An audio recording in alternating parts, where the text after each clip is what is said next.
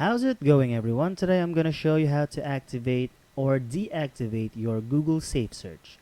Now this is just super quick and simple, so make sure to follow the steps as I show you. Now first things first, head on to any browser and you can choose any browser you want. And once you've done that, search on Google Safe Search, and let me explain to you what is Google Safe Search is.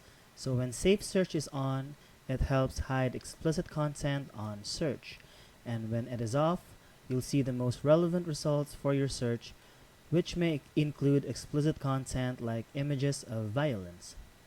Now to turn this off or to turn this on, go to this gear icon right here. This is your quick settings, and under using search you will see Safe Search right here, and to turn it on, all you have to do is toggle this button on.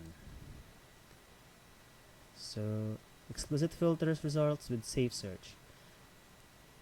So if you want to turn it off again, just go to the settings once again. This is your quick settings, and turn this off to deactivate. It's as simple as that. So that's it for this video, everyone, and if you find it helpful, be sure to give it a like, subscribe, and click on that notification bell to be notified for future videos. Bye!